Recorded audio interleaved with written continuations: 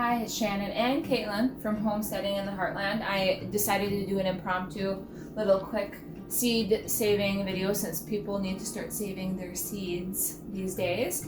So, because there's a seed shortage, if people are not aware of that. Anyways, we had a sugar baby watermelon from from our garden, and I cut up part of it, and we ate part of it, and then I cut up the rest of it. We ate part of it with our tacos tonight.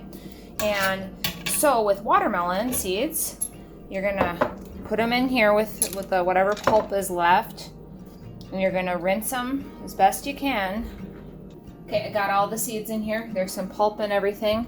You put as much water in there as there is seeds, and then you clean them and strain them in a strainer that isn't, like, for certain seeds, of course, you're gonna use like a different strainer, and pick out the pulp as best you can. So with watermelon, you'll rinse it several times till all the pulp is gone, and then pat it dry. Now, the final process, I'm going to use filtered water.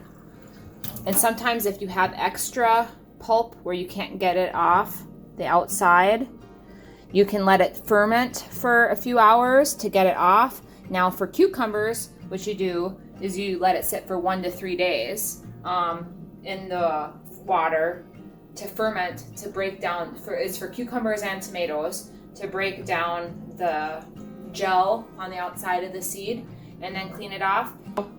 Now I have Berkey water in there. You still see some pulp, and the seeds that are, all the seeds that have fallen are usually the most viable and the best seeds, and all the seeds that have floated to the top are not good viable seeds. So the ones that have floated and gone to the top, I'm just going to take out because they're not going to be good or viable. The rest of those don't look too bad. There's one that's kind of maybe gonna float up, but and then do this,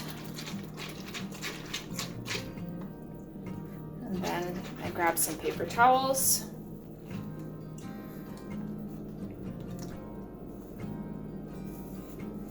And dry them real good. We're gonna come over here, dry the seeds real good with the paper towels, and then what I do is I put them on coffee filters. You can use regular paper towels as well, but I find coffee filters, the seeds don't stick to them, so you kind of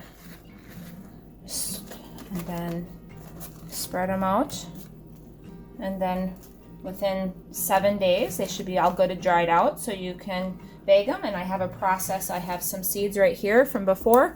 The other day I saved some California Wonder from the garden, and then I had some sweet banana peppers from the garden that are ready to go in the bag. So you let them sit for about seven days to dry out. Now peppers, you can take the seeds right out of the pepper and put it right onto the filter. And beans and peas and stuff you usually let ripen and get dried out on the pod outside and harvest the seeds that way. But if we're going to have a freeze, then you have to take them out and bring them in to dry on. You want those to dry on the vine. Yeah, we've been saving seeds for several years now. So yeah, fortunate that my grandmas and stuff taught me how to do some of this stuff. But I'm going to show you this too. I already knew some of this stuff, but we got this as a reference for the future for certain seeds that I am not familiar with how to save. So this I recommend, Seed to Seed by Suzanne Ashworth. Seed to Seed by Suzanne Ashworth. This is a great reference if you're not familiar with saving seeds, because we need to all start saving seeds now. So anyways, thank you. You have a good one. Take care. God bless.